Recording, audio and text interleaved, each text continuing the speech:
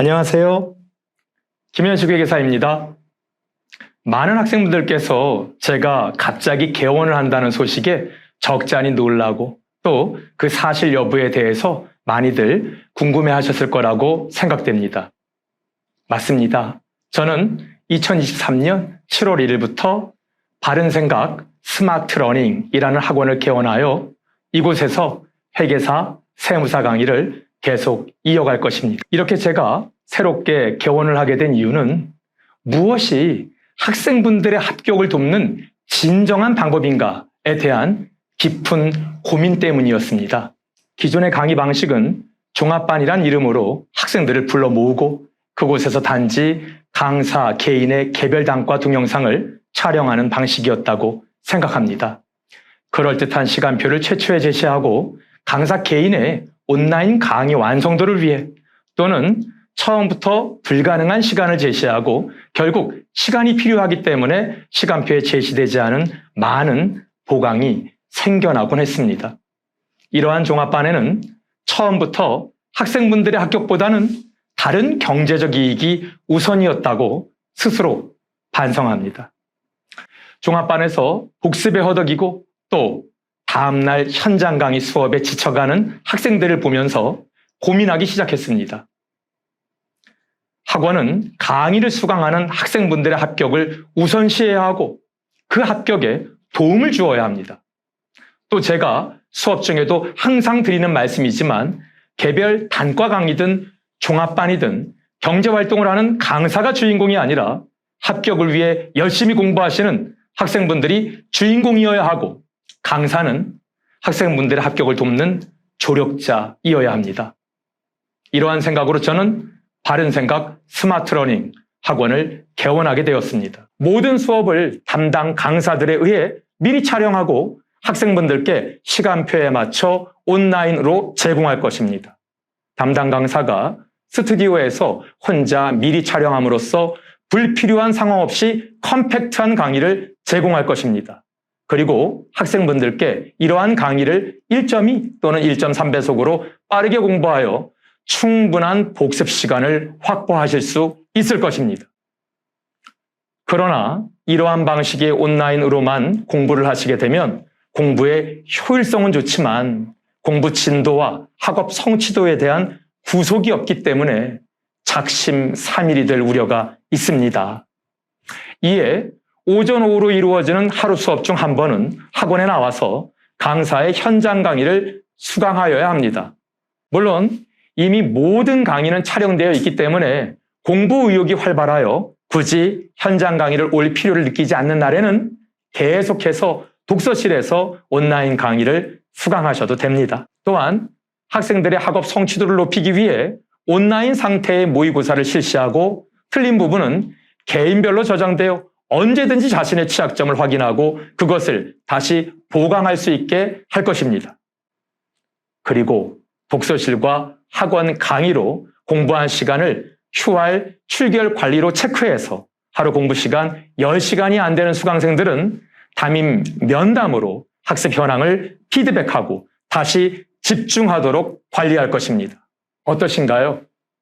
이렇듯 모든 강의를 온라인 상태로 제공하면서 현장 강의가 추가되어 공부의 효율성과 학업 성취도 그리고 포기 없이 끝까지 공부할 수 있게 생활관리도 가능하게 될 것입니다. 저는 이러한 종합반 형태를 학생들의 자기주도 학습을 도와주는 관리종합반, 줄여서 관종반이라고 부를 예정입니다. 감사합니다. 안녕하세요. 반갑습니다. 저 김용남 회사입니다. 이 영상을 보시고 계신 분들은 저희 바른생각 종합반에 관심이 있으셔서 지금 보고 계실 텐데요. 저희 바른생각 종합반이 다른 종합반과 얼마나 크게 다른지, 여러분의 공부를 어떻게 관리할지 제가 좀 자세히 설명을 드리겠습니다. 네, 저희가 기존 종합반을 운영하면서 느꼈던 제일 큰 문제가 어떤 거였냐면은 수업 시간이 너무 많다는 거였어요. 저희 월, 수, 목, 금 내내 오전, 오후 수업이 있고 토요일까지도 수업이 있다 보니까 학생들이 복습 시간이 너무 부족하다 이런 의견이 참 많았어요. 그래서 학습 시간이, 복습 시간이 모자라고, 그러다 보니까 진도를 밀리고, 그 다음 내가 복습한 거가 정말 제대로 공부가 된 건지 피드백하기도 어렵고, 그러다 보니까 생활이 리듬도 깨지고 생활 관리가 힘들어졌다. 그런 의견이 많았습니다. 그래서 학생들은 어떤 걸 원하느냐 물어보면은 좀 복습 시간을 확보할 수 있도록 하루에 좀 6시간 정도는 복습 시간을 좀 할 수 있어야 진도로 나간 것만큼 공부를 할 수 있을 것 같다. 그런 의견이 제일 많았고요. 그래서 하루 6시간을 복습해야 되는데 그렇다고 하루에 뭐 잠도 안 자고 공부할 수는 없으니까 그러면 12시간 공부한다고 했으면 6시간 복습하기 위해서는 수업을 6시간 안에 해야 되는 거죠. 그래서 저희 종합반, 관종반은 6시간 동안 수업 공부를 하는 걸로 이렇게 최대한 맞춰서 플랜을 짠 겁니다. 근데 이제 사실 수업이 많은 거에는 이유가 있죠. 공부할 양이 너무 많다 보니까 수업이 많았던 건데, 그래서 어떻게 하면 그럼 6시간 안에 공부를 할 수 있을까? 그래서 그러면 현재 수업 방식으로 오프 수업으로 내내 하다 보면은 농담도 하게 되고, 그다음에 학생들한테 피드백 받다 보면 시간이 좀 길어지기도 해서 현재 방식으로는 하루에 6시간 수업을 해가지고는 진도를 다 나갈 수 없다. 그래서 생각해낸 답은 온라인과 오프라인을 섞어가자. 응? 현재 온라인의 현우진 강사, 지금 제일 유명한, 제일 강사 중에 돈 많이 벌고 있는 현우진 강사도 전부 스튜디오로 촬영하죠. 실강을 안 하잖아요. 그래서 스튜디오로 촬영하면 장점은 뭐냐면 최대한 짧은 시간에 핵심을 정확하게 설명할 수 있다. 이게 장점이죠. 그래서 그런 온라인의 장점과 근데 그러면 이제 문제가 뭔가요? 너무 근데 이제 이 스튜디오 강의 스타일은 좀 지루하죠. 집중도가 떨어집니다. 그리고 생활 리듬이 깨질 수 있죠. 그래서 그런 부분을 해결하기 위해서 오프라인의 현장 강의를 잘 섞자. 그래서 6시간 안에 공부를 하되 너무 온라인으로만 하면 집중도가 떨어지니까 오프라인 강의를 함께 해서 리듬은 유지하되 6시간 안에 진도를 뽑아서 종합반 일정을 소화할 수 있도록 하자. 그래야만 복습이 가능하다. 그렇게 이제 저희가 판단을 했고, 그래서 현재 방식은 어땠냐면은 오전에 4시간 수업을 하고 오후에 또 4시간 수업을 하고 그러면 8시간 수업한 뒤에 복습은 4시간밖에 안 되는 거예요. 그래서 오전에 만약에 세법 수업을 4시간 했다. 그럼 세법 수업은 세법만도 복습이 4시간 이상 들어가는데 그럼 오후 수업은 수업만 듣고 마는 거죠. 그러다 보니까 진도가 계속 밀리게 되고 리듬이 깨지게 되는 거죠.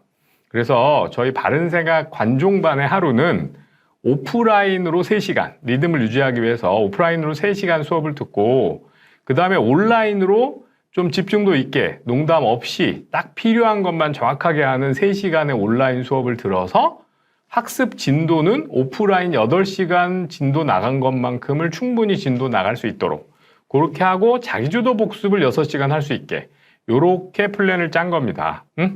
그래서 저희는 온라인 강의는 기본적으로 여러분이 처음부터 끝까지 온라인 강의로만 수강을 해도 스튜디오 강의로만 수강을 해도 온전히 모든 내용들이 공부가 될 수 있도록 온라인 강의를 먼저 찍어 놓고 그 다음에 이제 근데 그렇게 온라인 강의만 듣다 보면은 여러분이 지칠 테니까 이틀에 한 번, 3일에 한 번 정도 오프라인 수업을 함께 들어서 진도를 뽑아야만 그 오프라인 수업 부분을 이해할 수 있도록 그렇게 해서 오프라인과 온라인을 섞어가지고 여러분이 최대한 현재 제약 조건, 시간이 모자란다는 제약 조건 하에서 공부 학습 진도를 뽑을 수 있도록 이렇게 하는 게 저희의 목표인 겁니다.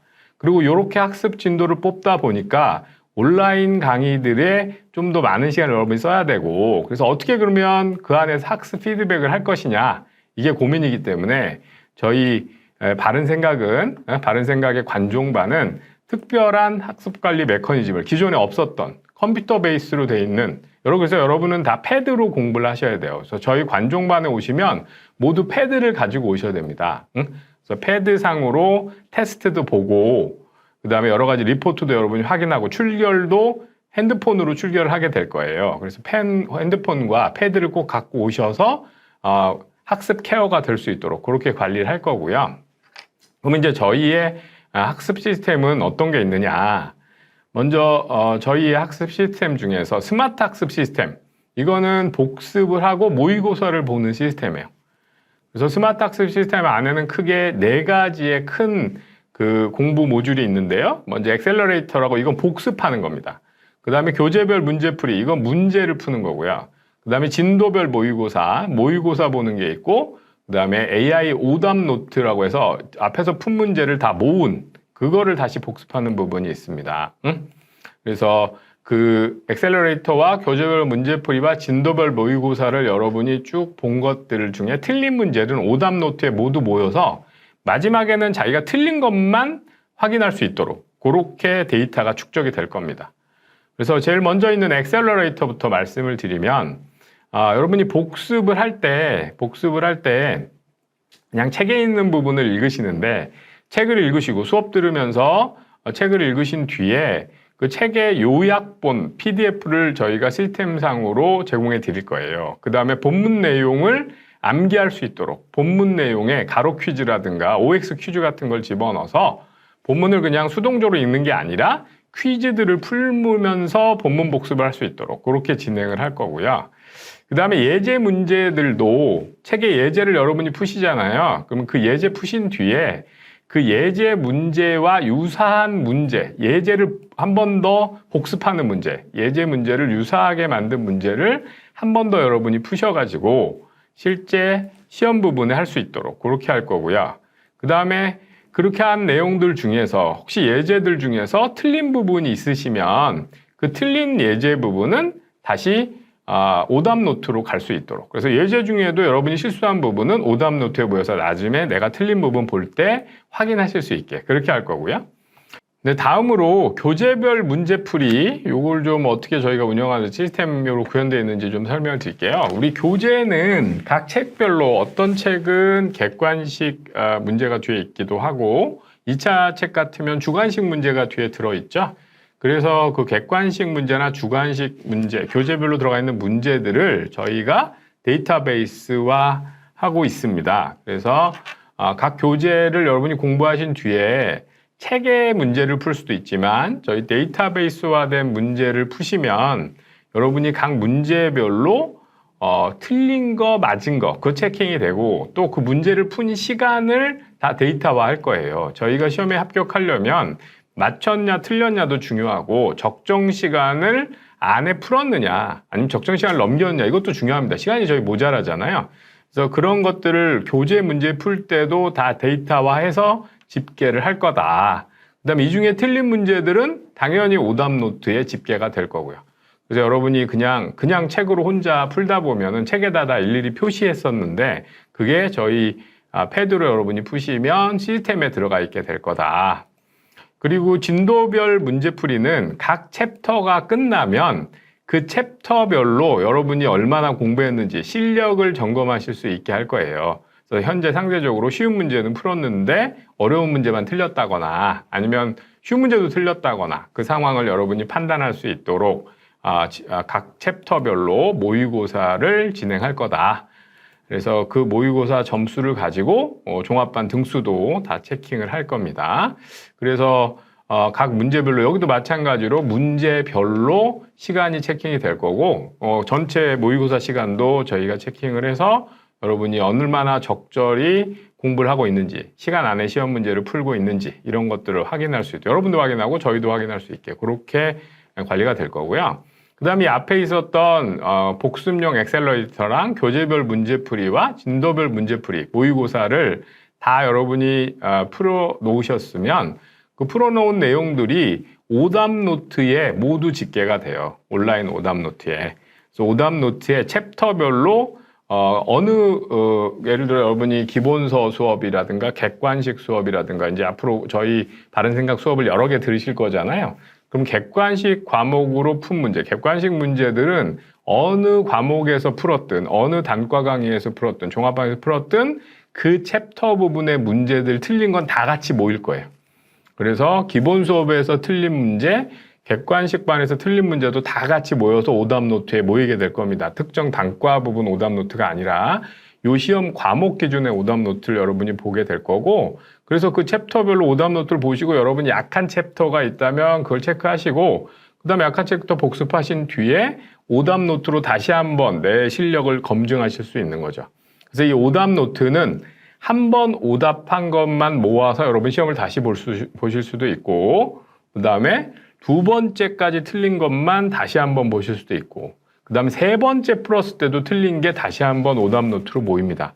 그래서 여러분이 오답 노트 상으로 시험 막판에 가면은 세 번 틀린 문제만 다 모아서 집중적으로 푼다든가, 저희 시험에서 중요한 거는 결국 놀라운 문제를 맞추는 게 아니라 공부했던 부분을 안 틀리는 거잖아요. 그래서 기존에 풀었던 문제, 오답을 다시 한번 여러분이 체킹함으로써 안정적인 점수를 받을 수 있도록 하는데 분명히 크게 도움을 받으실 거다. 마지막 정리하기가 정말 편하실 거다. 오답 노트만 보면. 이렇게 될 거고요. 그래서 여러분이 우리 바른 생각의 학습 시스템으로 차례대로 공부를 하시면 앞에 말씀드렸던 것처럼 엑셀러레이터로 본문 내용 여러분이 공부하시면서 복습하고, 그 다음에 그거 OX 문제라든가 가로풀기 문제 같은 걸 하면서 좀 능동적으로 복습을 하시고, 그 다음에 예제와 유사한 문제로 예제 복습을 한 번 더 한 뒤에 교재별 문제들도 패드로 풀면서 거기서 틀린 문제들, 그 다음 문제별 시간 이런 거 체킹하시고, 그 다음 한 챕터 끝나고 나면 챕터별 진도별 모의고사를 진행하셔서 내가 약한 부분이 뭔지도 확인하시고, 또 틀린 문제도 모으시고, 시간이 오래 걸리는 문제도 모으시고, 이 세 개를 여러분이 챕터별로 쭉 풀고 나면 기본 수업에서도 풀고 객관식 수업에서도 풀고 여러 수업별로 객관식 문제 푼 것들은 전부 오답 노트에 함께 모여서 여러분이 시험 보기 직전 한 달 전에 그 오답 노트에 있는 문제들을 가지고 마지막 리뷰 과정으로 최종적으로 한 번 더 리뷰 과정을 들으시면서 체킹하실 수 있도록 그렇게 저희가 데이터를 관리하니까 이 시스템 안에서 여러분이 공부하시면 해당 과목은 확실하게 여러분이 빠른 시간 안에 실전 시험 실력이 되실 거다. 이렇게 생각합니다. 자, 바른 생각의 스터디 랩에 대해서도 설명을 드릴게요. 저희는 좀 그냥 일반적인 독서실이 아니고요. 학습 관리 독서실입니다.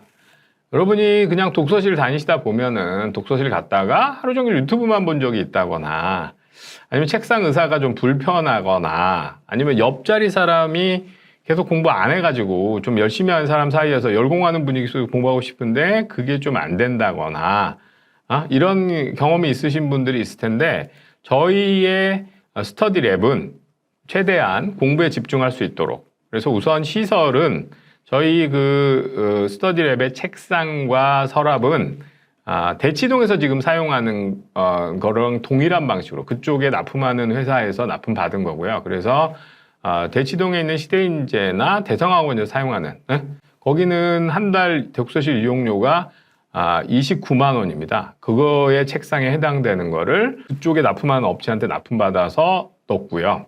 그 다음 의자도 서울대에 납품하는 의자를 저희가 납품받아서 배치했습니다. 그래서 공부하시기에 책상 의자는 굉장히 지금 현재 가장 많은 사람들이 선호하고 있는 방식의 책상 의자다. 그리고 저희 학습 시간도 시간표를 정해서 독서실이라고 그냥 무조건 들어왔다 나갔다 하는 게 아니고요. 입출입 시간을 관리할 겁니다. 그래서 특정 시간에만 동시에 같이 쉬도록, 그래서 대신 쉬지 않는 시간에는 너무 많이 입출입하시면 저희 독서실은 퇴실되실 수 있습니다. 그래서 다른 사람의 학습 분위기를 방해하지 않도록, 그래서 서로 일정한 공부할 시간은 최대한 움직이는 사람이 없도록 그렇게 관리를 할 거고요. 그 다음에 출결 시스템으로 학습 시간을 관리할 거예요. 그래서 저희 독서실에 있으시는 분은 공부를 안 하시면 퇴실된다, 이렇게 생각하셔야 됩니다. 그래서 동차생들이나 합격생들이 공부한 시간, 그 시간이 학습 시간으로 확보가 돼야만 계속 다니실 수 있다. 그런 사람들이 모여 있어야 열심히 공부하는 사람 옆에 사람 보면서 자극을 받을 수 있거든요. 그래서 저희는 학습 시간을 관리한다. 그 다음에 그리고 저희는 승반, 강반 시스템을 운영합니다. 그래서 저희 반은 크게 3가지 레벨이 있습니다. 제일 윗반은 입신반. 여기서 이 공부 시간, 하루에 12시간 이상 공부하면 입신, 여러분이 합격할 거다. 저희는 뭐 양명은 필요 없잖아요. 뭐 이름을 알린다 보다는 자기가 원하는 자격증 따시는 게 초점이니까 여기 들어가서 하루에 12시간 공부한 사람 사이에서 공부하시면 남들이 공부하니까 계속 공부하시게 될 거고, 그래서 입신반이 제일 높은 반입니다. 하루에 12시간 이상 공부해야만 들어가는 반이에요. 그 다음 파이오니어는 이제 공부를 열심히 하려고 하는 분, 하루에 10시간 이상 공부하는 사람들. 그래서 파이오니어에서 계속 있으시려면 하루에 10시간 이상 공부하셔야 돼요. 그 다음에 챌린저, 이건 새로 공부 시작하는 사람인데 여긴 적어도 8시간 이상 공부하고 있어야 이 독서실에 계속 있으실 수가 있습니다. 그래서 여러분이 최종적으로는 다 입신관에 들어가셔서 여기에서 하루에 12시간 이상 공부하시면은 최대한 짧은 수험 기간으로 합격을 하실 거다. 그래서 그런 합격하는 사람들 사이에 모여서 그 사이에 껴서 공부하시는 게 제일 빨리 붙는 길이다. 그래서 저희는 3가지 승반, 강반 시스템을 운영해서 공부 안 하시면 강반돼야 되고 열심히 하시면 승반돼서 그 입신관에 들어가셔서 공부를 하시면 아주 빠르게 합격을 하실 수 있을 거다. 그 다음에 이제 저희가 이렇게 운영하고 있는 스터디 랩하고 학습 시스템을 저희는 그냥 시스템 자체만 있는 게 아니라 이걸 다 데이터화해요. 데이터화해서 여러분이 리포트로 보실 수 있습니다. 이걸 리포트로 보실 수 있고, 그래서 나의 공부 패턴을 분석할 수 있도록 나는 어느 요일에 열심히 공부하나, 그 다음 나의 공부 시간은 상위 몇 %인가, 나의 하루 평균 공부 시간은 얼마나 되나, 이런 게 다 데이터로 관리가 됩니다. 그래서 학습 몰입도는 월간, 주간, 일간 리포트를 여러분이 시스템에서 보실 수 있게 될 거예요. 그래서 한 달에 어떻게 공부했는지, 주간, 한 주에는 내가 시간대별로 어떻게 공부를 했는지, 그 다음 하루에는 내가 강의 시간, 독서실에서 공부한 시간, 그래서 총 학습 시간이 얼마나 되는지 이런 것들을 다 확인하실 수 있을 거고, 그 다음에 공부한 시간, 수강 현황 리포트도 여러분이 보실 수 있습니다. 그래서 현재 수강한 게 온라인 수강 시간이 몇 시간이고 오프라인 수강 시간이 몇 시간이라서 합쳐서 전체 수강 시간이 날짜별로 얼마나 됐었는지. 그러면 여기는 물론 이제 수업 들은 시간이니까 독서실 공부 시간은 빠집니다. 독서실 공부 시간은 학습 리포트에 들어가 있고요. 그래서 학습 몰입도는 그쪽에서 보고, 이거는 얼마나 내가 공부 진도를 빼고 있느냐, 요걸 볼 수 있게 해주는 거예요.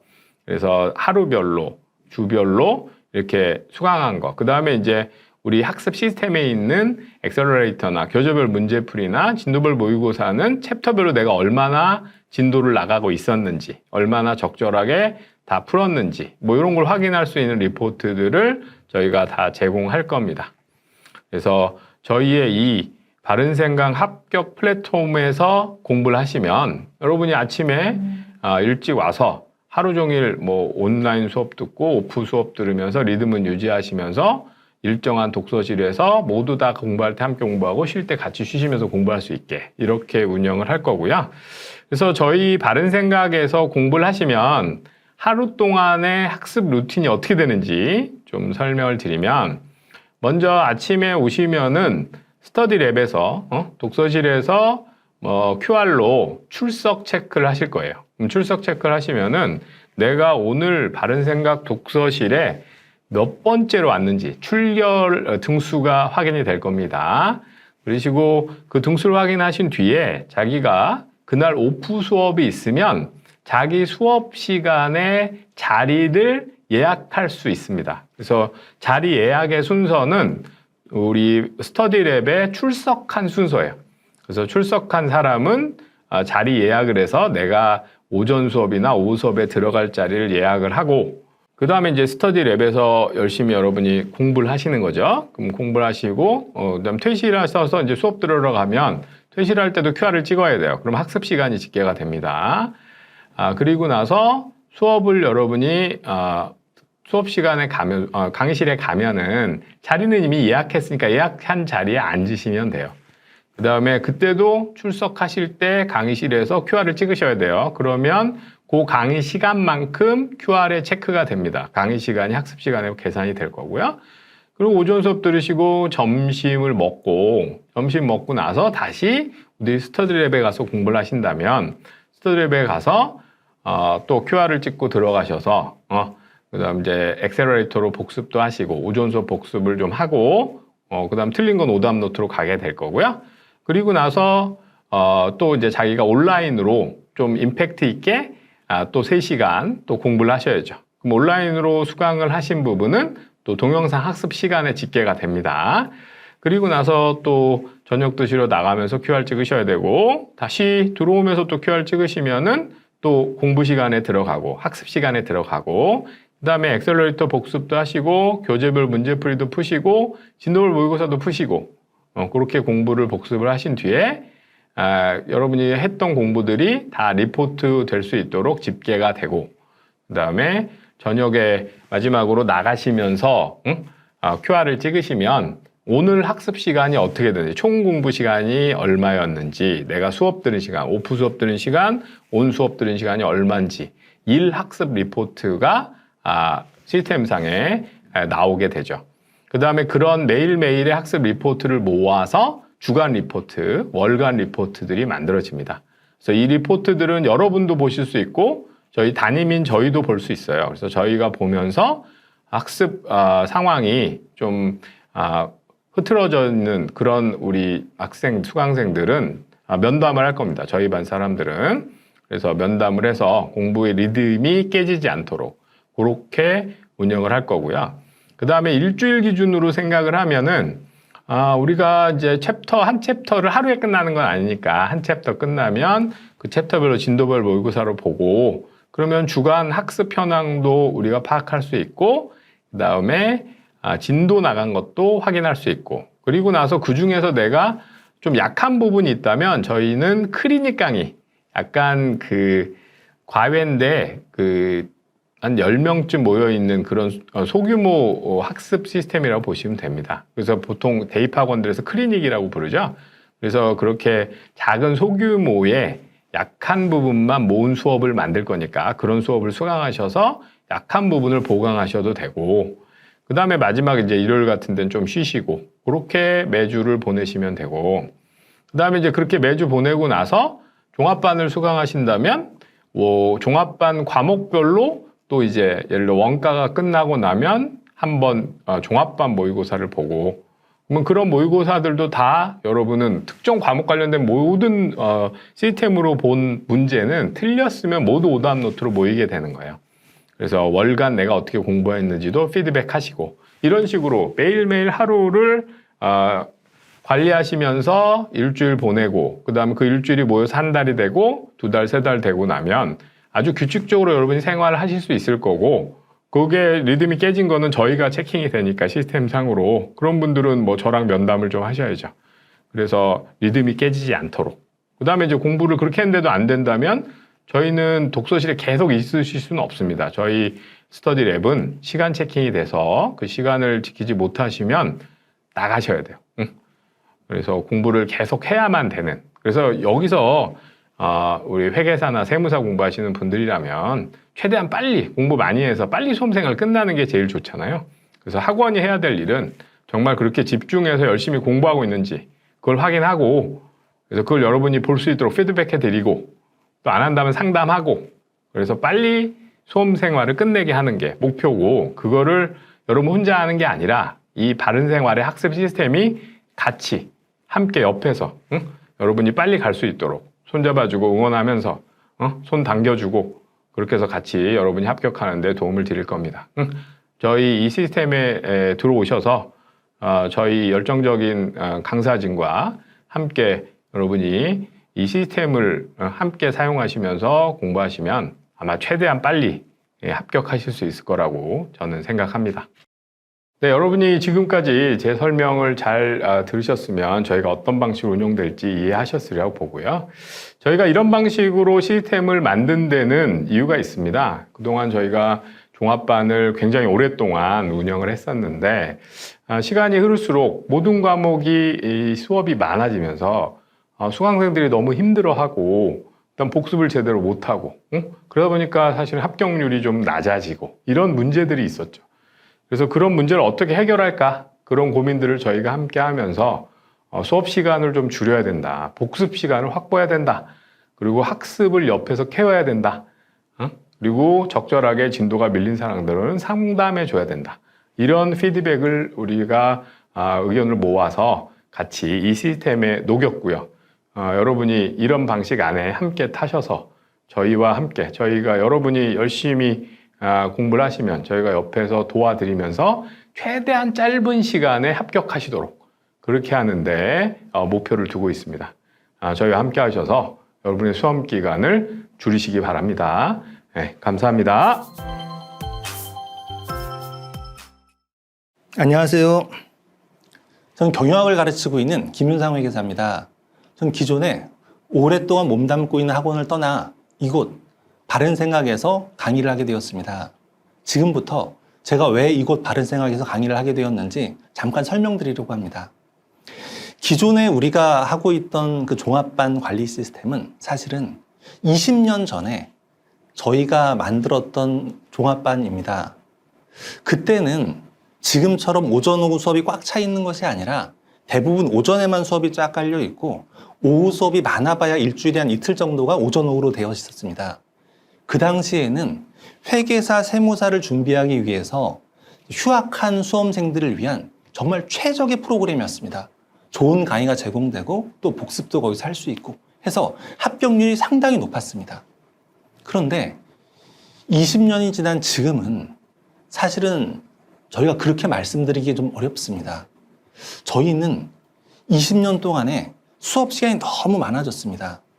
각 단과별로 단과를 가르친 선생님들께서 자기 과목의 만점을 위해서 수업 시간을 계속 늘리다 보니 오전, 오후에서 일주일에 5번 혹은 뭐 어떤 경우는 일주일에 6번, 6일 동안 오전, 오후 수업을 하게 됩니다.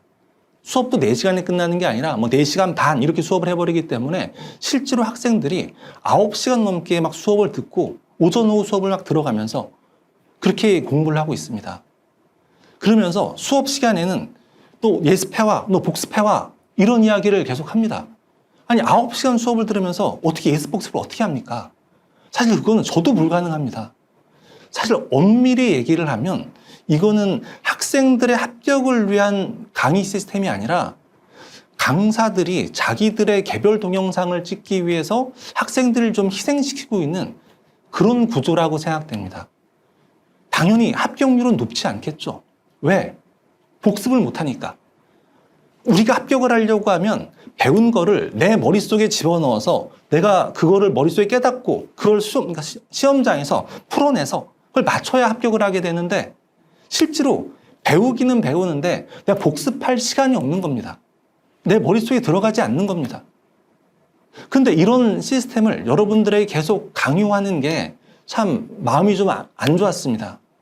그런데 이곳 바른생각에서는 여러분들을 위한 수험생들을 위한 어떻게 하면 이 수험생들이 회계사 세무사 시험을 내가 빨리 합격할 수 있을까? 라고 하는 걸 진정으로 고민해서 여러분들을 위한 프로그램을 제공하고 있습니다. 이게 제가 이곳으로 옮기게 된 가장 큰 이유 중에 하나입니다. 이 바른생각에서 여러분들을 위해서 제공하고 있는 시스템은 크게 3가지가 있습니다. 자, 첫째, 바른생각은 의지가 바약한 수험생들을 위해서 관리 시스템을 제공합니다. 특히 바른생각 독서실에 등록한 분들은 제대로 관리를 받을 수 있습니다. 아침에 와서 독서실에 들어갈 때 출결 체크를 하고 독서실에 나올 때 출결 체크를 하고 수업에 들어갈 때 출결 체크를 하고 수업에 나올 때 출결 체크를 하고 또 독서실에 들어갈 때 출결 체크를 하고 그래서 여러분이 하루에 수업 듣고 독서실에서 공부한 모든 시간이 다 체크됩니다. 그래서 그 시간이 일정 기준에 미달한다 라고 하면 여러분을 부를 겁니다. 그래서 따끔하게 혼낼 겁니다. 그런데도 계속 공부하지 않는다. 그러면 이 결과를 여러분 부모님께 통보할 겁니다. 치사하다고요? 아니요, 그렇지 않습니다. 절대 치사한 게 아닙니다. 여러분들은 여러분의 그 수강료와 여러분의 독서실비를 여러분이 낸 게 아닙니다. 여러분 부모님이 주머니에서 나온 겁니다. 사실 여러분의 부모님들은 그분들의 노후 생활을 위해 저축해야 될 돈을 여러분을 위해서 지금 쓰고 있는 중입니다. 그럼 여러분은 정말 거기에 보답하기 위해서 열심히 공부를 해야 됩니다. 근데 여러분 공부 안 하고 놀고 있더라. 여러분 부모님 그 사실을 아셔야 됩니다. 부모님 앞에 가서 여러분이 쪽팔림을 당해야 됩니다. 그래서라도 여러분을 공부시킬 겁니다. 여러분을 멱살 잡고 공부하게 끌고 갈 겁니다, 우리는. 내가 의지가 바약하다 라고 생각하시는 분들은 바른 생각으로 오십시오. 여러분들을 끌고 가면서 공부시키겠습니다. 둘째, 바른 생각은 여러분들이 반복해서 학습할 수 있도록 도와드릴 겁니다. 여러분이 수업을 들은 다음에 시험을 볼 겁니다. 특정 주제가 다 끝나면 거기에 대해서 시험을 보게 하고 틀렸다. 틀린 문제는 다시 시험 볼 겁니다. 또 틀렸다. 다시 시험 볼 겁니다. 언제까지? 여러분이 알 때까지 계속 괴롭힐 겁니다. 괴롭히고 또 괴롭히고 자꾸 괴롭힐 겁니다. 그래서 여러분이 시험 문제에 틀린 거에 대해서 각성하고 다시 공부할 수 있도록 옆에서 도와줄 겁니다. 그리고 저희는 오답 노트라고 하는 프로그램을 만들 겁니다. 시험 봤는데 시험 본 거에 틀린 게 있더라. 그 틀린 것들을 다 집계해서 나중에 공부가 끝난 다음에 여러분이 틀렸던 문제들을 다시 소팅해서 다시 풀어보게 만들 겁니다. 그것만 다 풀면 여러분의 지식이 올라갈 수 있도록 그런 시스템을 만들 겁니다. 여러분을 반복 학습을 통해서 여러분의 지식이 업그레이드 될 수 있는 그런 시스템을 제공할 겁니다. 셋째, 저희는 여러분이 복습할 수 있게 만들어 드릴 겁니다. 지금 여러분이 다니고 있는 다른 종합반들은 하루 12시간, 13시간 공부할 수 있는 시간이 있다고 하면 8시간, 9시간은 수업을 들어야 됩니다. 내게 남은 시간은 3시간, 4시간이 내게 남은 시간입니다.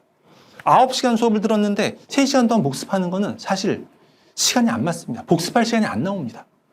저희는 맥시멈 6시간에서 7시간까지만 여러분의 강의를 제공할 겁니다.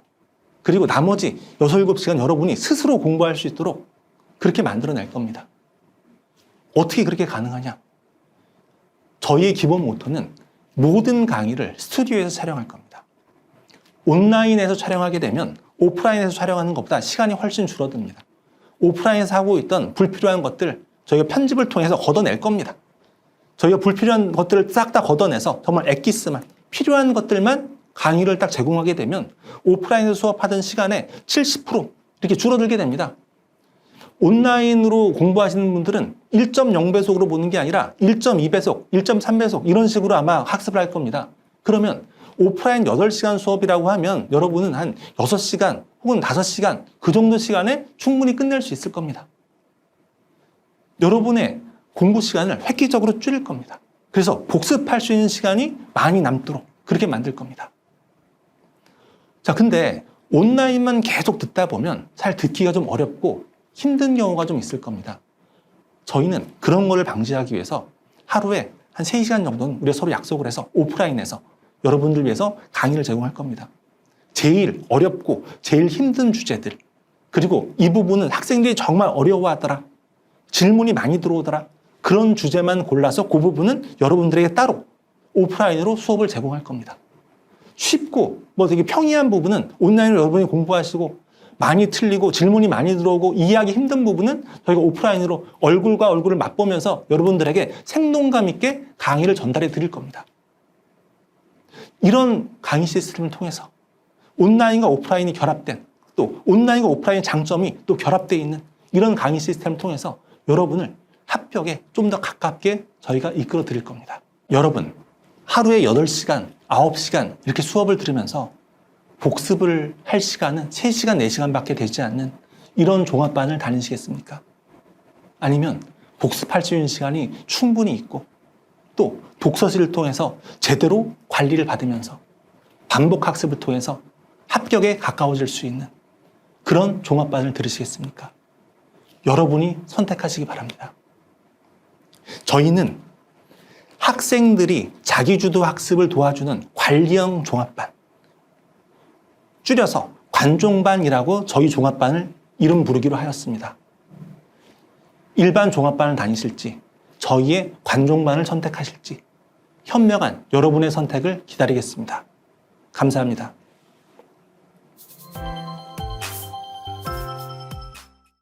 안녕하세요. 자, 이번에 여러분들랑 같이 심화과정의 재무관리를 맡아서 강의하게 될 이영우 회계사입니다. 사실 여러분들 이제 심화과정이라면은 이제 재무관리의 전체적인 입문 과정이 있고, 그 다음에 기본 강의가 있고, 그 다음에 객관식 강의가 있고, 그리고 여러분들 이제 2차 동차 강의가 있고 사실 여기서 끝내야 되죠. 여기서 끝내야 되는데 이제 여기서 혹시 한번 미끄러지면 한 번 더 기회가 지워지니까 유예 강의가 이렇게 있습니다.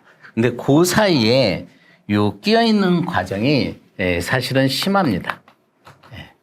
그래서 요 심화반이라는 것이 심화 과정이라는 것이 어떻게 보면은 되게 심하라니까 어떤 내용을 깊게 다루겠구나 이렇게 오해할 여지가 있어요. 그래서 사실은 저도 요 과정의 이름에 대해서는 이렇게 별로 만족하지 좀 불만이 있는데 그래서 뭐 심하니까 되게 어렵지 않겠느냐 이런 생각을 할 수 있다라는 거죠. 근데 사실은 그렇지가 않고 이 재무관리라는 과목이 여러분들이 아마 기본 과정을 이제 한번 들었는데 사실은 뭐 이거를 제대로 복습을 하고 자기 걸로 체화해가지고 공부를 철저하게 한 친구들이 이렇게 많지는 않을 거예요. 왜냐하면은 저도 수험생활을 해봤고 또 많은 수험생들을 봤지만은 뭐 재무관리만 공부하는 게 아니지 않습니까? 사실 재무관리 말고도 여러분들이 뭐 회계, 세법 뭐 여러 가지 과목들을 다 공부하다 보면 그냥 기본 강의를 영화 보듯이 한번 쭉 이렇게 들어보고 나름대로 그냥 문제 좀 몇 개 풀어보고 그러고 나서 또 다른 과목 하다 보면은 어느 순간에 이 재무관리가 또 잊혀져.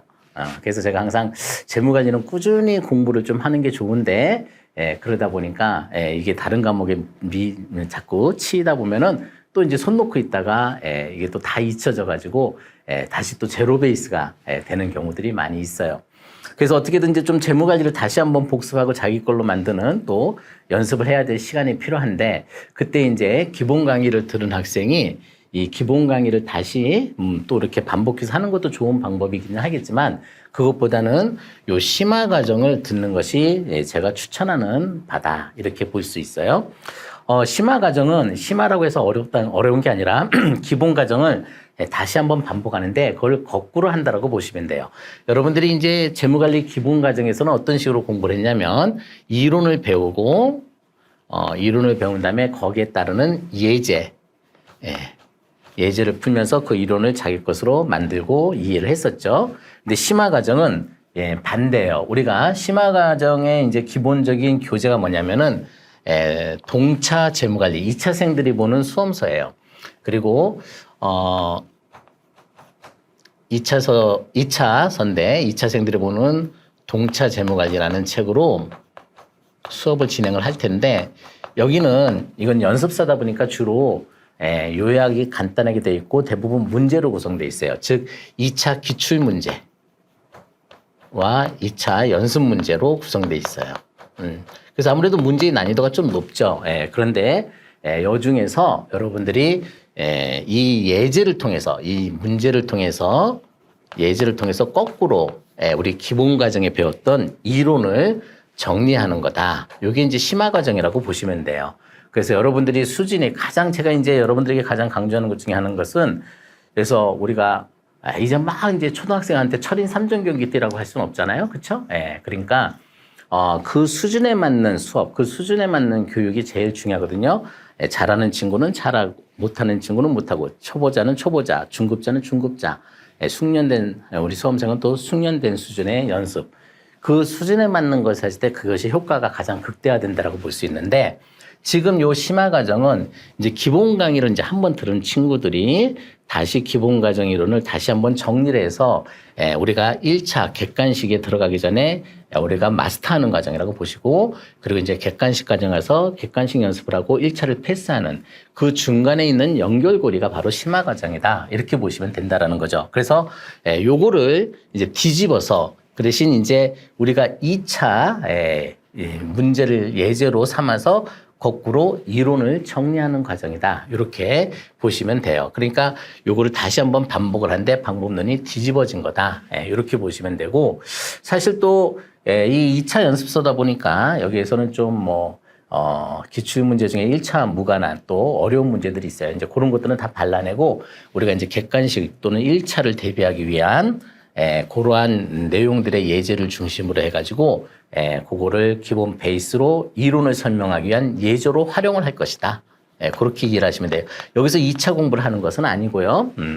또 이제 두 번째는 여러분들이 이렇게 2차 문제를 지금 한번 받으면은 나중에 우리가 이제 1차를 패스하고 사실 동차 기간이 되게 짧아요. 동차 기간이 짧기 때문에 그때 가서 갑자기 특히 재무관리는 1차와 2차의 갭이 상당히 큽니다. 뭐 다른 과목이라고 보시면 돼.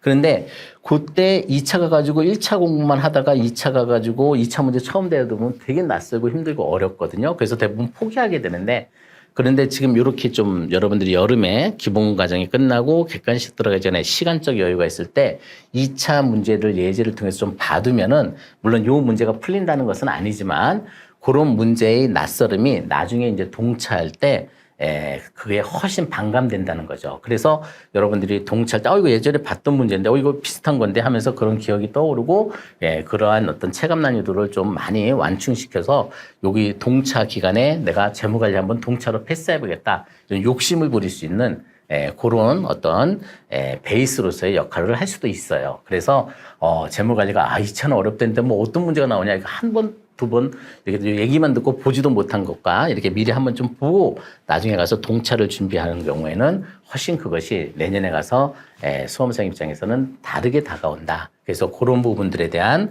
완충 역할을 하기는 목적으로도 심화 과정을 듣는 것을 강추하는 바입니다. 그리고 이제 제 심화 과정은 좀 다르게 여러분들이 요거랑 부교재가 하나 더 있어요. 이 부교재가 뭐냐면 여러분들 1차 기출문제집입니다. 그래서 이 1차 기출문제집을 가지고 우리가 여기서 이제 2차 예제를 통해 가지고 이론을 정리하고 우리는 지금 당장 2차 시험을 보는 게 아니고 1차 객관식 끝나면 1차를 패스해야 되는 게 목적이다 보니까 요 1차 기출문제에서 요 이론에 해당되는 문제가 1차에서 구체적으로 어떻게 나오는지 그런 것들을 한번 볼 거예요. 그래서 1차 기출문제집을 가지고 여러분들에게 숙제라든지 또는 제가 이런 것들을 또 여러분들이 해당되는 것들에 대해서 중요하다 싶은 것도 뭐 질문하는 것들은 또 제가 또 이런 것들은 좀 필요하다 설명이 필요한 것들은 부가적으로 설명을 해드리려고 할 겁니다. 그래서 요 1차 기출문제집을 부교재로 활용을 해가지고 우리가 이 기본 이론을 다시 한번 정리하면서 1차 시험을 대비하기 위해서 요런 1차에서는 재무관리가 요런 스타일로 나오는구나 하는 것을 익힐 수 있는 그렇게 여러분들이 준비하면은 아마 객관식이라든지 1차 패스할 때 훨씬 수월하게 넘어갈 수도 있다. 그렇게 생각을 할 수 있습니다. 그래서 그런 과정으로 이제 우리가 심화 과정을 듣는 거라고 보시면 되고요. 어쨌든 가장 큰 목적은 재무관리 기본 이론을 다시 한번 정리한다. 두 번째는 2차 문제를 미리 한번 좀 봐서 내년 동차를 대비한다. 세 번째는 이제 부교재에서 1차 기출문제에서 그런 것들 가지고 요 이론을 한번 실제 연습을 해봐서 1차 대비에 직접적인 도움이 되도록 한다. 이런 과정이 바로 심화 과정이라고 생각을 해주시면 됩니다. 그래서 재무관리는 특히 1차는요, 문제 나오는 게 뻔하고 전형적으로 나오는 것들이 있어요. 물론 똑같이 나오진 않아요. 조금씩 변형되는데 기본 왁구 틀만 여러분들이 튼튼하게 잡고 있으면은 1차는 오히려 과목 자체의 어려움에 비해서 문제는 되게 쉽게 나오는 편이니까 패스하는 데 전혀 지장이 없습니다. 그래서 여러분들이 재무관리라는 과목을 1차를 패스하는데 꼭 필수적으로 이 심화 과정이 여러분들에게 도움이 될 거라 생각을 하고 더 나아가서 내년 동차를 위해서도 밑거름이 되지 않을까 하는 생각이 듭니다. 아무쪼록 여러분들이 이 수험 생활 중에 가장 공부하기 힘든 게 요 7, 8월 달에요. 7, 8월 여름에 덥기도 하고 기본 과정도 끝나고 혼자 공부를 해야 되는데 어떻게 해야 될지도 모르고 또 지금 뭐 객관식을 하기엔 좀 그렇고 그때 혼자 가가지고 집에 가서 하겠다는 친구도 치고 제가 성공하고 제대로 된 친구도 한 명도 못 봤어. 그냥 학원 스케줄대로 여러분들이 따라와가지고 이런 걸 같이 해나가는 것이 요 7, 8월 기간을 가장 알차고 보람 있게 보내는 거라고 생각을 합니다. 그래서 그런 취지에서 여러분들 적극적인 참여를 바라겠고 어쨌든 또 나중에 강의 시간에 우리가 수업을 하면서 자세한 내용을 설명하도록 하겠습니다. 이것으로 심화반 설명회를 마치도록 하겠습니다. 네, 감사합니다. 안녕하세요. 이승원 회계사입니다. 우리 이제 기본 강의 같이 쭉 공부했었는데 이제 좀 장소를 달리해서 요 바른 생각 학원에서 만나게 됐어요. 뭐 얘기 들으셨겠지만 여기 이제 온라인 베이스로 해서 이루어진다고 하는데 이번 이제 심화반부터는 저랑 같이 또 수업을 하게 됐습니다. 심화학습반에 대해서는 수업 중간중간에 제가 말씀드린 적도 많이 있었지만 한 번 더 컨셉을 잡아본다면 이 시험은 1차랑 2차랑 과목이 겹쳐요. 고시 시험 치고서 이만큼 1차랑 2차랑 과목 겹치는 시험은 거의 없어요. 잘 아시겠지만 회계사 시험 같은 경우에 감사 빼고 4과목이 겹치잖아요. 그러면 이제 그렇게 과목이 겹치는 그 2차 시험과 1차 시험 과목이 겹치는 그런 과목들은 2차 시험 수준까지 갔다가 1차 시험을 대비하는 게 정답이에요.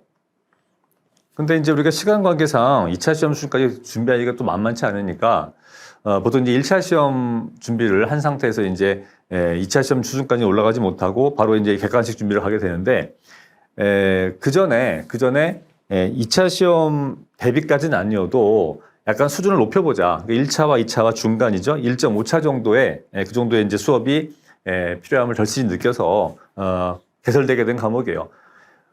교재는 2차 교재를 합니다. 주관식 문제풀이에요. 그런데 수준은 1차와 2차의 중간. 그러니까 2차 대비의 어려운 문제들은 다 빼고 풀다가 죽어버릴 수 있으니까 쉬운 문제 위주로 가요. 그다음 설명도 좀 길게 가고 물론 이제 세무회계 과목이니까 1차에만 등장하는 뭐 납세제라든가 사업문제 이런 얘기는 안 해.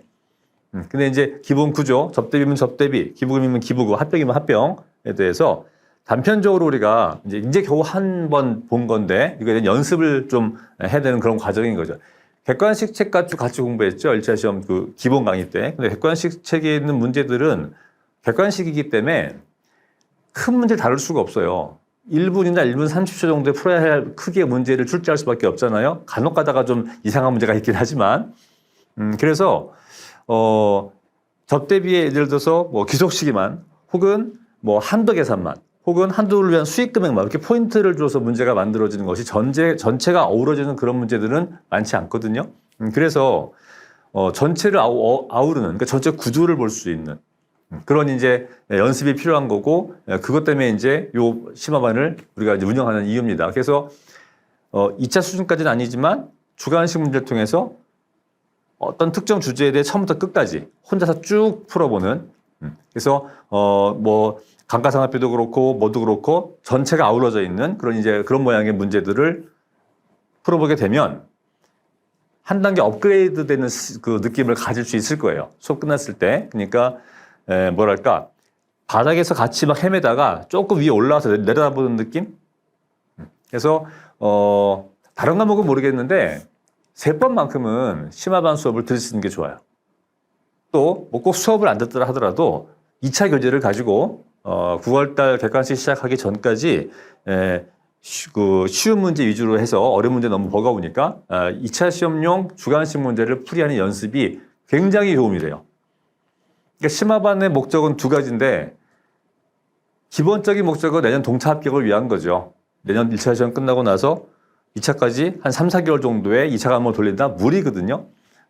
그래서 그 전에 이제 미리 하면 연습, 예방주사 맞는 그 목적이 하나가 있고 더 큰 목적은 1차 시험이에요. 1차 시험 때 그 계산 문제, 복잡한 계산 문제를 한번 높은 수준까지 올라갔다가 내려오면 그게 절대로 오버하는 게 아니라고. 필요한 과정인 거죠. 그래서 높은 수준까지 올라가서 전체 구조를 바라보는 눈을 좀 체득한 다음에 이제 내려와서 객관식 문제 풀이를 하면 적어도 계산 문제 많이 편해집니다. 그런 경험 많이 했죠. 처음에 세법 시작할 때 말 문제랑 계산 문제가 어느 게 편해요? 말 문제가 편하죠. 왜? 계산 문제는 모르겠으니까. 근데 조금만 수준이 올라가면 계산 문제가 편해요. 말 문제 꼬아내면 정말 밑도 끝도 없어요. 그래서 적어도 심화반 거쳐가면 계산 문제는 조금은 익숙해지고요. 머릿속에 구조가 잡히기 때문에 그다음 말 문제 접근이 이제 가능해지는 거예요. 무슨 말인지 알아먹게 되고. 그래서 아까 말씀드렸지만 2가지 목적. 1차 시험에 조금 안전한 합격을 위해서 또 하나는 내년 2차 시험에 뭐 전과목 동차까지는 아니어도 적어도 3번만큼 잡아놓고 가자. 그래서 진짜 하기 싫은 과목이잖아요. 그러니까 빨리 끝내야지, 그죠? 그리고 하나만 더 얘기하면 1차 시험 막판에 제가 또 수업 때 자주 얘기했던 건데 상법 몇 점짜리 과목입니까? 100점이죠. 그죠? 경영학은요? 100점이에요. 세법도 100점짜리 과목이에요. 1, 2월 달에, 2월 달은 너무했다. 1월 달에 어느 과목에 집중해야 될지는 잘 명해요. 1월 달에 세법 100날 공부해봤자, 100날 시간 투입해봤자 점수 안 올라요. 세법은 그 전에 다져져 있어야 되는 것이고, 그 막판 뒤집기 가능한 과목들, 단시간에 점수 올릴 수 있는 과목들, 그 과목을 무시해서가 아니라 과목의 특성상 상법, 경영학 그때 공부하셔야 돼요. 그때 집중하셔야 돼요. 근데 세법이 안 돼 있으면 그게 안 돼요. 세법에 시간 쓰느라고. 인문 과목이 시간 다 잡아먹는단 말이에요. 그러니까 객관식반 들어가기 전까지 세법은 이 베이스가 다 젖어 있어야 돼요. 그게 지금 돼야 됩니다. 제가 지난 수업 때도 강조했지만 이번 여름 정말 중요해요. 이번 여름에 재무회계하고 세법 적어도 2과목은 다 젖나야 됩니다. 그래야 약간은 편안하게 9월 달에 객관식 시작할 수 있고 객관식의 마지막 가서 집중해서 점수를 올려야 할 그 약간의 암기 성격의 과목들에 시간을 투입하려면 이게 돼 있어야 돼요. 그리고 이제 그때 가서 한 이제 12월, 1월쯤 가면 세법이랑 재무회계는 현상 유지. 그 전까지 이번 여름에 얼마나 그 베이스를 올리냐에 따라 가지고 1차 시험이 달라질 수 있단 말이에요. 그래서 자, 뭐 더운 여름에 이것저것 유혹도 많고 하지만 기왕 이제 시작했으니까 내가 맨날 하는 얘기죠. 빨리 끝내자고요. 그죠? 그래서 할 거면 제대로 하고 아니면 빨리 그만두고. 그러니까 굉장히 뜨거운 여름을 보내야 됩니다. 이번 여름에. 그래서 그 세법이랑 재무회계, 특히 저는 세법 과목이잖아요. 세법에 대해서 그 정도 수준을 좀 올려놔야 되고, 개론 수업을 소화를 다 못했는데 심화반 따라갈 수가 있을까요?가 제일 많이 드는 질문이에요. 유보가 뭔지 알죠? 그죠? 그러니까 정말 완전 생판 처음인 게 아니라면 적어도 개론 수업을 허덕이긴 했지만 어쨌건 수업 빠지지 않고 어쨌건 참여했고 다 소화하지 못했지만 그래도 뭔가 배운 기억이 남아있고 그 정도면 따라올 수 있습니다. 심화반 수업은 1차와 2차 중간이죠. 그러니까 당연히 접대비란 이런 거야 이런 설명은 안 해요. 접대비란 이런 거지 라고 설명하는데 할 얘기는 다 해.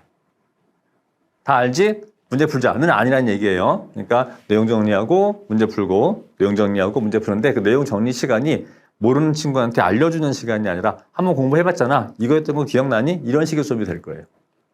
그래서 그렇게 해서 법인세랑 소득세랑 부가가치세까지 해서 한번 쭉 돌리고 나면은 가을에 객관식 세법 시작할 때 조금은 좀 가벼운 마음이지 않을까 생각을 합니다.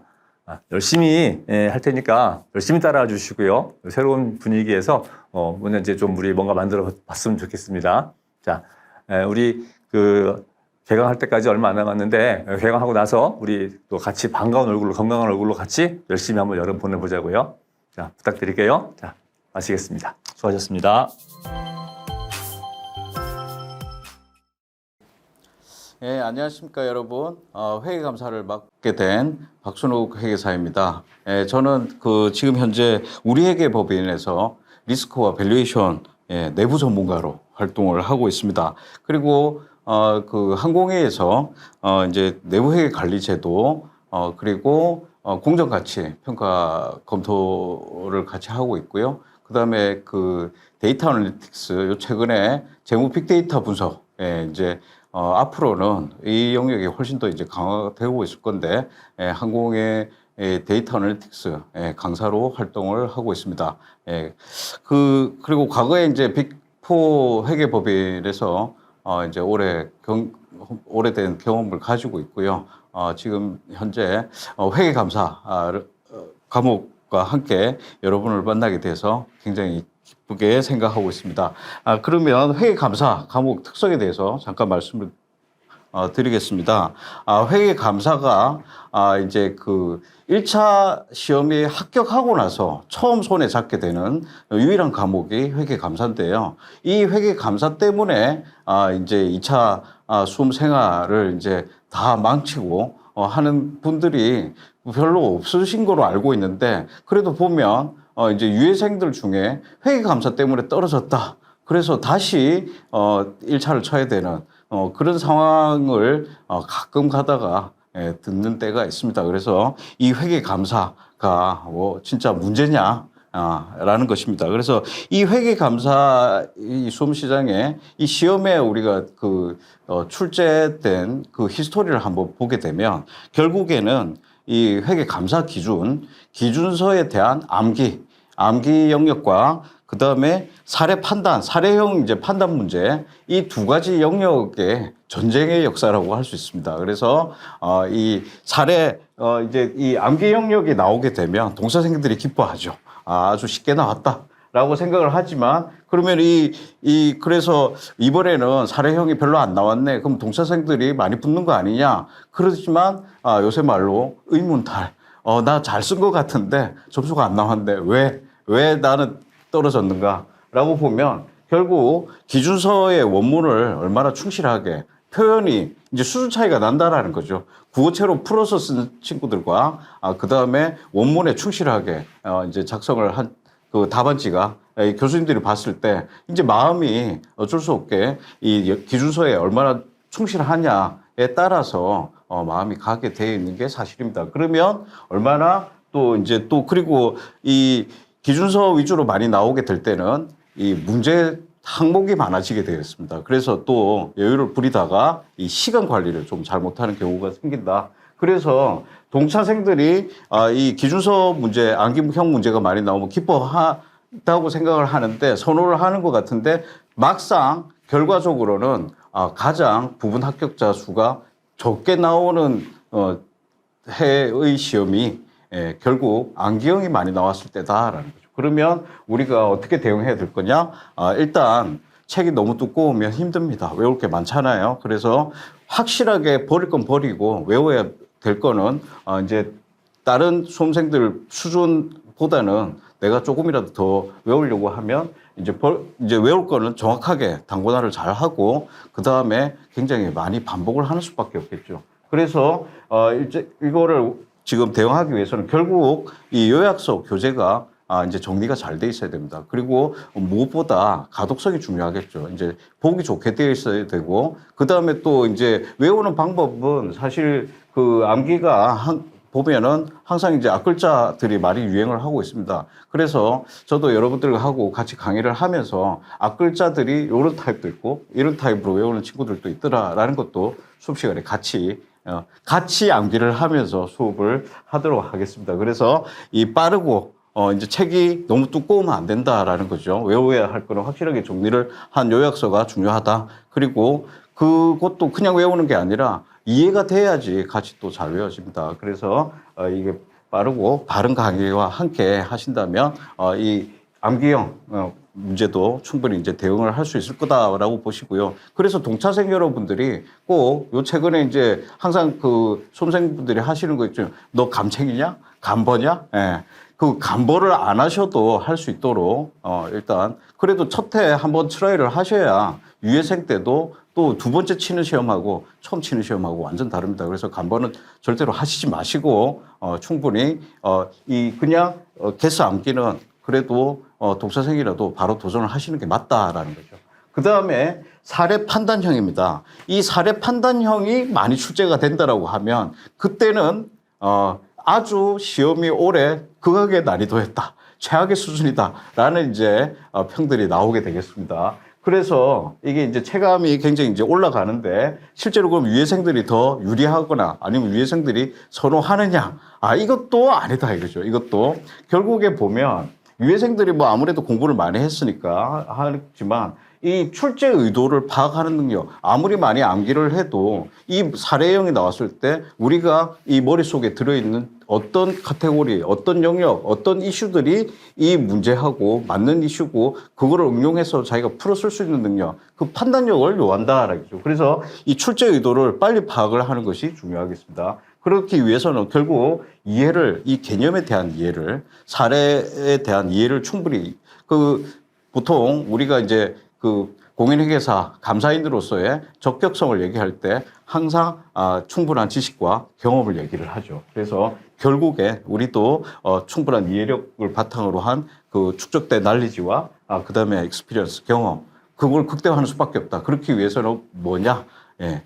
이런 사례형 케이스 문제를 많이 풀어보는 수밖에 없다 이거죠. 그래서 결국 이 리뷰 교재를 또 이제 봐야 됩니다. 그래서 보통 이제 기본서들이 이 책 앞에 이론과 문제가 이렇게 좀 떨어지고 또 이제 같은 책에 붙어 있다 보면 이게 또 이제 좀 읽기가 힘들고 그럴 수가 있어요.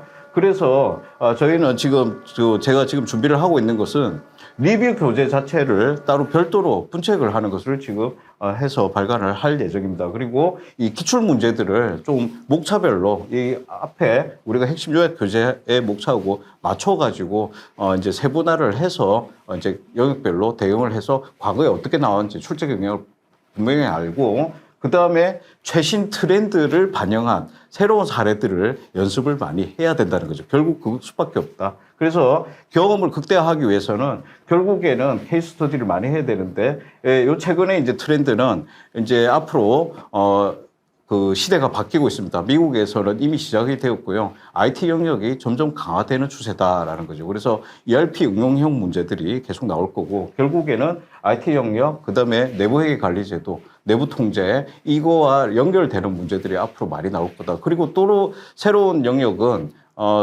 과거에 이제 IT라고 하면 일반 통제와 응용 통제, 이 영역만 교과서에 있었죠. 하지만 이제 새로운 트렌드는 결국 데이터 분석하고 관련된 것도 이제 회계감사에 중요한 이슈가 될 거라 합니다. 그래서 이 시대가 오고 있다. 그래서 그런 케이스들까지 이제 완전히 보강을 하고, 그 다음에 매년 또 올해 그 감독 당국에 이제 이 중점 이제 감리 항목들이 매번 이제 업데이트가 돼서 또 출간이 됩니다. 그래서 그게 이제 나오게 되면 저희가 이 수업 강의 중에 반드시 반영을 해서 거기에서 굉장히 출제될 확률이 높은 건 사실이죠. 왜냐하면 최근에 이슈가 뉴스에 무슨 큰일이 났는데 이 수험생들이 그거에 하고 관련된 출제하시는 우리 교수님들도 당연히 그쪽에 관련된 이슈를 한번 짚다가 보면 아이디어가 났고, 이런 식으로 유형을 만들어서 시험 문제를 한번 출제했을 때 우리 수험생들이 어떻게 대응을 할 것이냐, 그거에 대해서 이제 궁금해 하실 거고, 실제로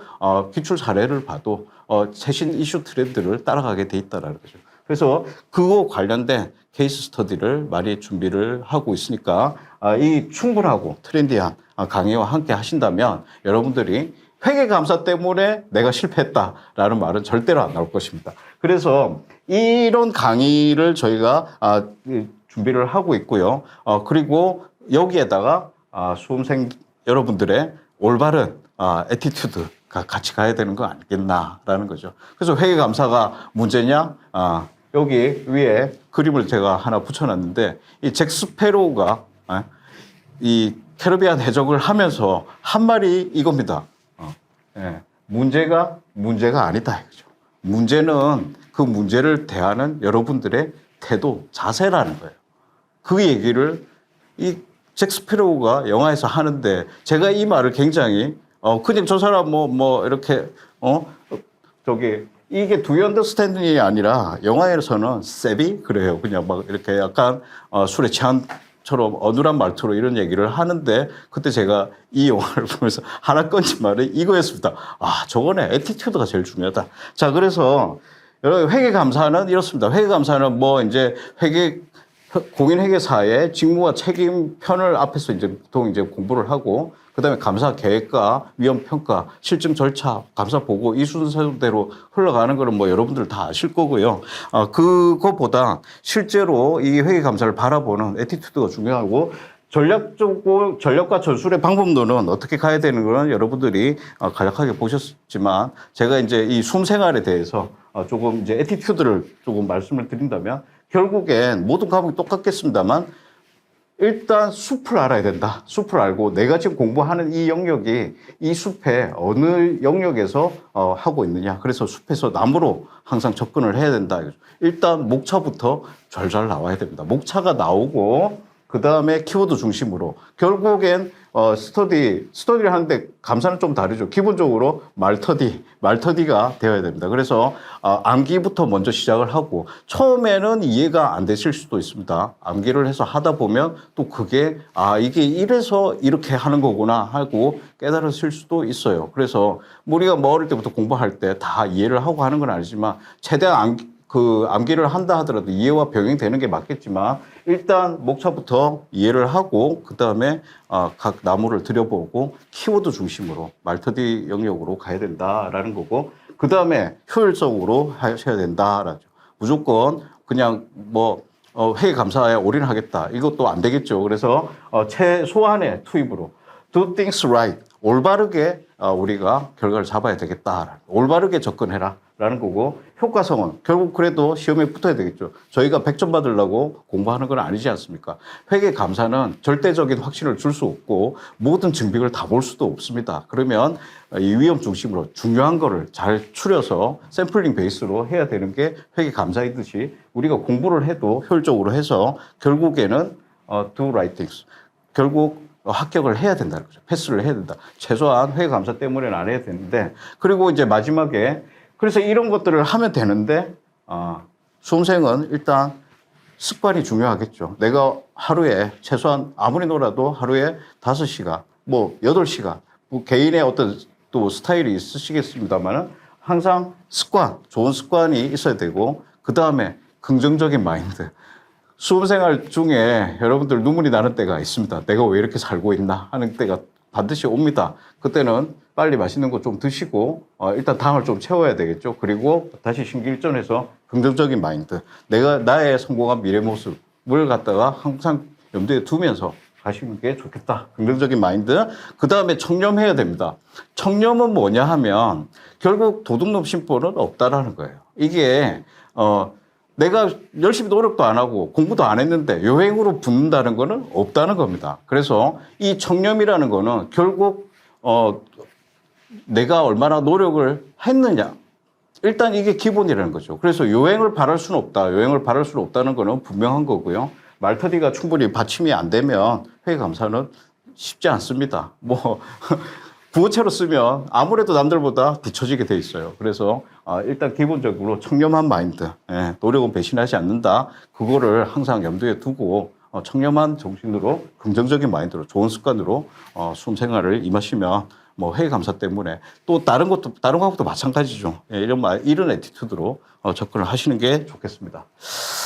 예, 그래서 스타워즈에서 항상 May the Force be with you 여러분들한테 이제 그 항상 뭐 신의 가호가 함께 하기를 하듯이 항상 바람을 수험생 여러분들 뒤에서 불고 얼굴에는 항상 따뜻한 햇살이 가득하기를 바라면서 오늘 오리엔테이션 인사 마무리하도록 하겠습니다.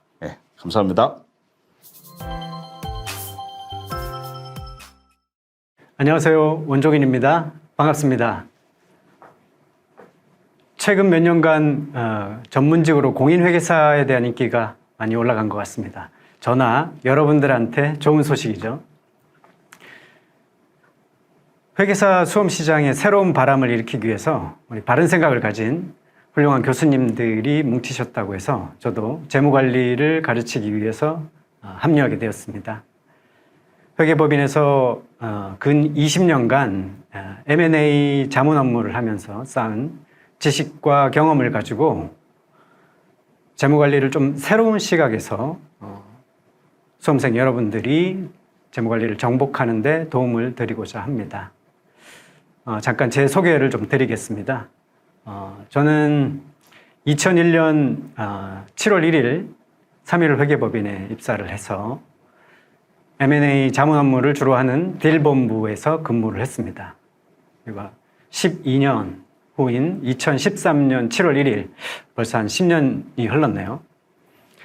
3.1 회계법인의 꽃이라고 할 수 있는 파트너가 되었습니다.